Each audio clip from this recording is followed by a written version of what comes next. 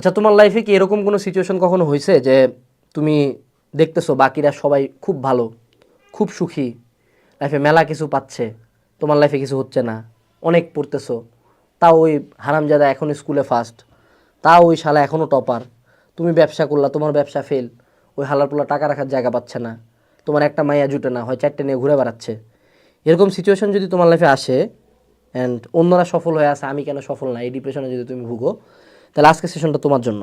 ঠিক আছে? তো আমরা সিরিয়ালি কিছু স্ট্যান্ড পয়েন্ট তোমাদের সামনে রাখবো, যেটা হয়তো বা তোমার পেইনকে লাঘব করবে না, পেইনটাকে সাথে নিয়ে আগানোর সাহস দিবে। প্রথম যে জিনিসটা মনে রাখবা সেটা হলো, কেউ সফল না, কেউ সুখী না। আল্লাহর কসম বলতেছি, আমি আমার লাইফে এই যে একটা কথা বললাম না, গরিব মানুষ সুখী, একদম মিথ্যা কথা। গরিব মানুষ ধনী মানুষের চেয়ে মেলা দুঃখী, কিন্তু ধনী মানুষের দুঃখের ফ্যাশনটা আবার আলাদা। ঠিক আছে? ধনী মানুষের দুঃখ কি গাড়িটা নষ্ট হয়েছে, গরিব মানুষের দুঃখ কি এত ভাত খাওয়ার টাকা নেই। বাট আলটিমেটলি দিন শেষে দুইটাই কি অসুখী। অর্থাৎ তোমাকে এই সোশ্যাল মিডিয়ার যুগে মানুষ বাইরে যা দেখাচ্ছে, সবাই সবার লাইফের হাইলাইট রিলটা দেখাচ্ছে, কিন্তু দিন শেষে সবাই দুঃখী। তো নিজের এই সোশ্যাল মিডিয়ার যুগে এই হীনমন্যতায় ভুগবা না যে বাকিরা কেন সফল। অনেকের তলায় অনেক কিছু আছে। যেমন আমি তোমাকে একটা দুঃখের কথা বলি, ওয়ালটন গ্রুপের সম্ভবত মালিক পক্ষের কেউ একজন করোনার সময় একটা ছেলে মাত্র 25-30 মধ্যে মারা গেল। He was born in the one of the most richest families in Bangladesh. গ্রামের মধ্যে অনেক মানুষজন করোনার টিকাও নেয় নাই, করোনা হয়েছে, তার মধ্যে বাঁচে গেছে, সে মারা গেছে। তো মানে যতটা সফলতা মানুষ তোমাকে দেখাচ্ছে, অতটা সফল কেউ না। আমি এতদিন পরে বুঝতে পারছি যে রাত 3টার পরে সবারই খারাপ লাগে। এখন কেউ খারাপ লাগাটা দেখায়, কেউ দেখায় না। কিন্তু খারাপ না লাগে যাতে, এটার জন্য কী করা যেতে পারে, ব্যস্ত থাকতে হবে। রাত 3টার পরে খারাপ লাগুক সমস্যা নাই, বাট রাত 3টা পর্যন্ত যাতে পিনিকে থেকে এটা এনশিওর করতে হবে। ওকে? আচ্ছা, এরপরে আসো, সবার স্টোরির টাইমলাইন আলাদা। ওই একটা গল্প আছে, আমি শুনে খুব মোটিভেটেড হয়েছিলাম। একটা লোক ছোটোবেলা থেকে ভালো স্টুডেন্ট, তারপর অনেক টাকা ইনকাম করছে, একটা সময় অনেক বড় শিল্পপতি হয়েছে, 25-এ বিয়া করছে, নিজের গাড়ি কিনছে, বাচ্চা হয়েছে 2টা, 28 বছর বয়সে কার অ্যাক্সিডেন্টে মারা গেছে, শেষ, ডেড। আরেকটা ছেলে সারা জীবন খুব স্ট্রাগল করছে, ভালো স্টুডেন্ট ছিল না, অনেক কষ্ট করছে, পড়াশোনা করছে, লাস্ট বিসিএসে 30 বছর বয়সে পুলিশের এএসপি, তারপর এসপি, তারপর আইজি, তারপর আইজিপি, বাচ্চা কাচ্চা হয়েছে, বিয়া করছে, 35-এ যায়, বাড়ি গাড়ি সবই হয়ে গেছে। অ্যান্ড সেকেন্ড লোকটা মারা গেছে 65 ইয়ার্স অফ এজে। প্রথম লোকটার লাইফ 30-এর মধ্যে শেষ, খুব জলদি খুব সব কিছু পাইছে। দ্বিতীয় লোকটা লাইফ 65-এ শেষ হয়েছে, ওর লাইফটা শুরু হয়েছে 30-এর পরে। তার মানে এই কি যে আগে আগে জিনিসপাতি পেলে তুমি আগে মরে যাবা না। তার মানে এই যে তোমার লাইফ একটা নির্ধারিত টাইমলাইনে চলতেছে।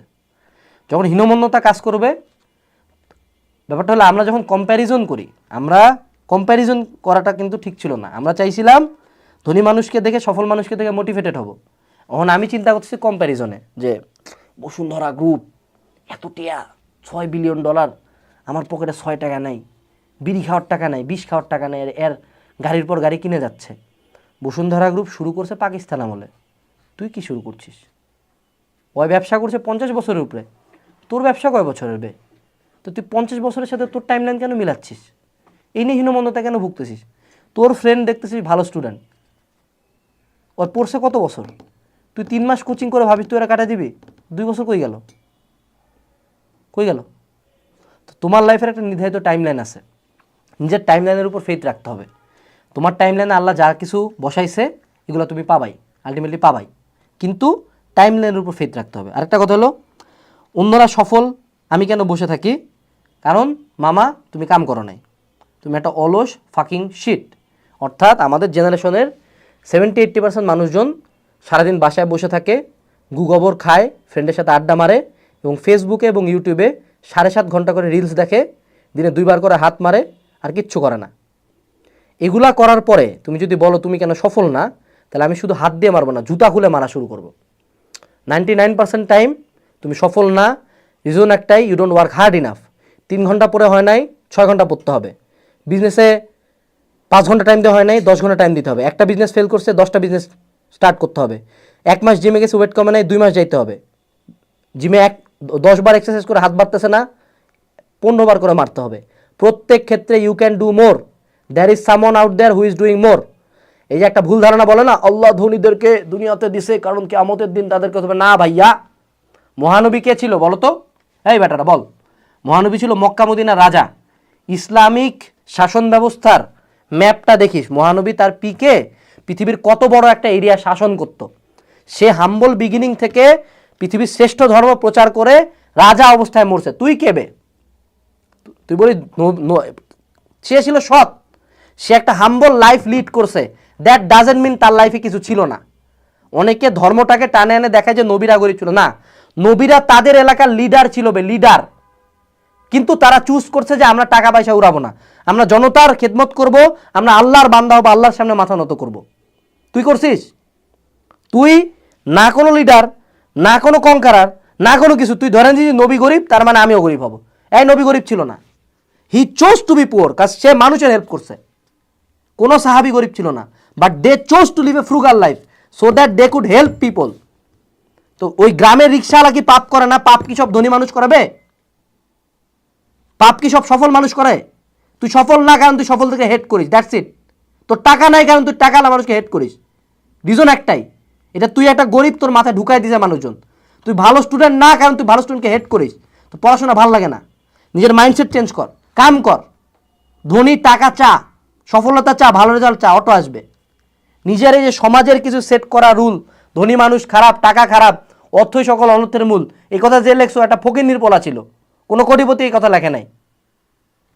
এরপর আসো, এত কিছু গালিগালাজের পরেও মাঝে মধ্যে তোমাকে কি করতে হবে? Appreciate yourself. মানে আমরা অনেক সময় অনেক কিছু খুব ফাস্ট চাই। 1 বছর জিমে গেছি, কেন আমার বডি ওরকম না? কিন্তু আমি তাকাইছি মিস্টার বাংলাদেশের দিকে, যে প্রতি মাসে 1 লাখ টাকার হরমোন নেয়, খাবার খায় 50,000 টাকার, এবং বিগত 20 বছর ধরে জিম করতেছে। তো মাঝে মধ্যে 1 বছর জিম করার পরে তোমার যে মাসেলটা হয়েছে, এটার জন্য নিজেকে অ্যাপ্রিসিয়েশন দিবা।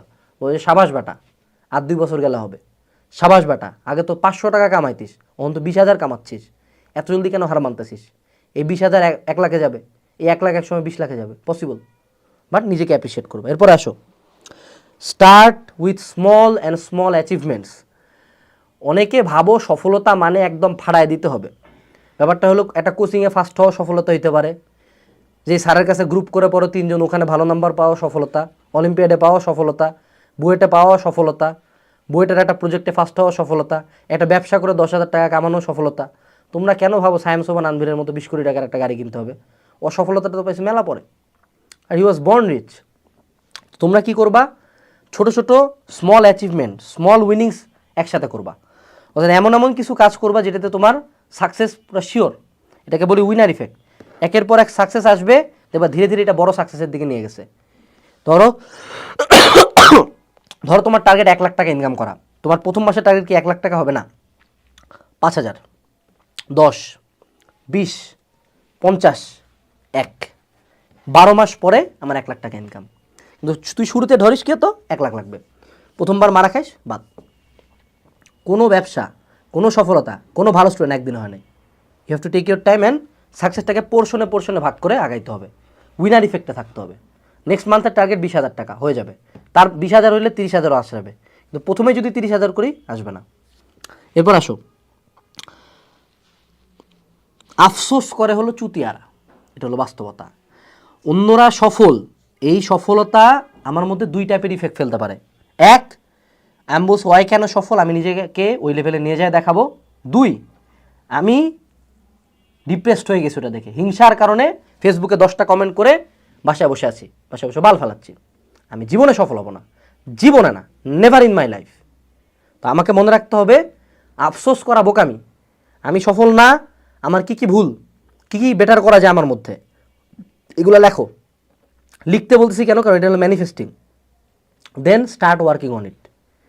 99% টাইম তুমি ব্যর্থ হও, কাজ you were not good enough.